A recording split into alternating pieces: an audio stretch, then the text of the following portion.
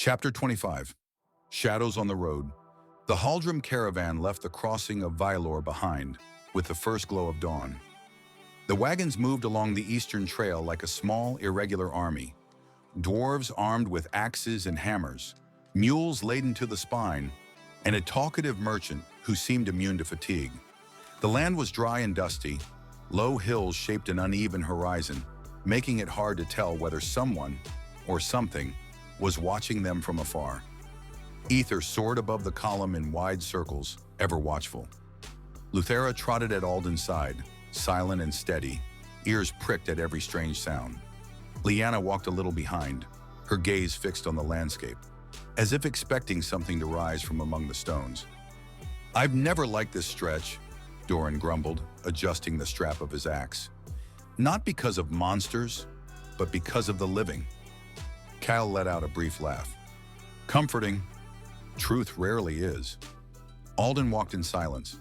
Something in the air felt wrong. Too still, too uniform. The landscape seemed contained, as if everything were waiting to move until they did first. They walked for hours beneath a sun that steadily grew harsher, until at last Borin ordered a halt in a broad clearing, sheltered by weathered rocks. The dwarves began unloading barrels, pitching tents and lighting fires with surprising discipline. Alden moved a few paces away, seeking enough space to move freely. Sarah followed, tightening the wraps on her forearm. "Ready to train?" she asked. Alden nodded. He drew Arundel with his right hand. The white-gray metal flashed with a light of its own, like a living whisper. With his left, he took the short sword that had belonged to his father, the same blade Kaelor had given him in the valley so long ago. And yet so recently. Sarah spun her twin crescent blades, warming her wrists. "Those weapons won't complement each other on their own," she said. "Make them work together." "I'm trying," Alden replied, adjusting the balance.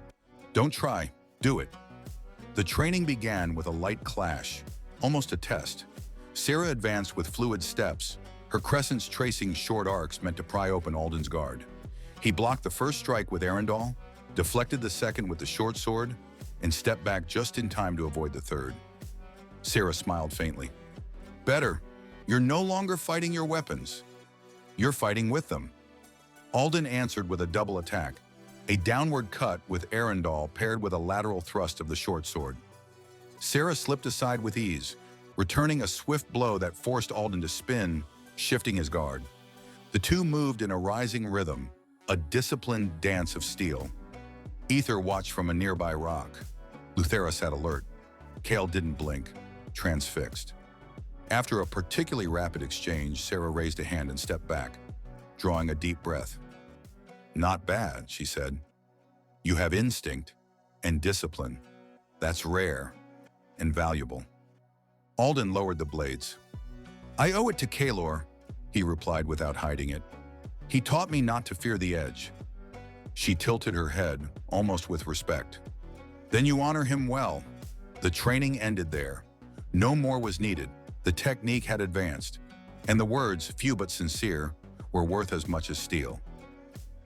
As they returned to camp, Dren Vale appeared between two wagons, wearing that confident smile that seemed tailored to invite suspicion.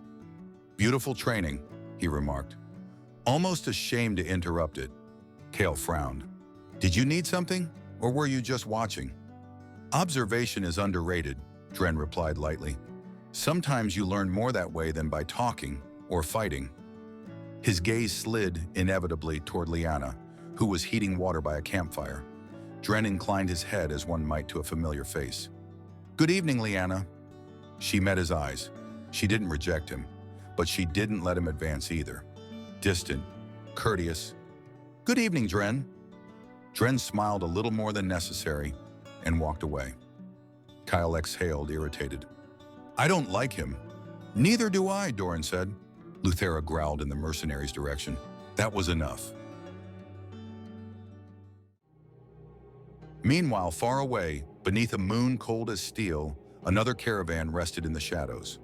Ribbons. The campfires of the Order of the Ravens formed two perfect lines. The men slept with military discipline, spears set with ritual precision. Selenia remained seated beside her wagon, still in chains, watching the fire as if reading something in it the others could not see. Riven paced nearby, vigilant, though he did not look directly at her. The night seemed ordinary, until it wasn't. A whistle, then another, a crack among the branches. Riven drew his sword. The first attacker fell before he could cry out. "Attack!" One of the ravens roared. Shadows poured into the camp, masked men armed with short blades, moving with coordination far too precise to be common bandits. The order answered with brutal precision. Steel rang. Darts flew. Blood soaked the ground. Selenia did not move. She only watched. Her eyes were two calm mirrors amid the chaos. One attacker, using the turmoil, sprinted straight toward her, blade raised, ready to kill. Before the edge could fall, Riven appeared between them. The clash of metal rang sharp in the night. The attacker staggered back, but not far enough. Riven cut him down with a precise stroke. No shout, no word, no visible emotion. Selenia looked at him. "Thank you." Riven did not answer. He did not even look at her. When the last enemy fell, the men searched the area, but they found no insignia, no signs, no nearby camp. Only silence. High on a hill, a figure watched the scene. His cloak stirred in the wind, and his eyes gleamed with a mix of curiosity and calculation. "The Order of the Ravens," he whispered, "and they escort a prisoner. She must be important to merit such a guard." A thin smile crossed his face, and he vanished into the darkness as if it had swallowed him whole. The Haldrum clan's caravan continued the next day, unaware that every step carried it closer to something already waiting, a destiny that breathed in the shadows and that had just opened its eyes.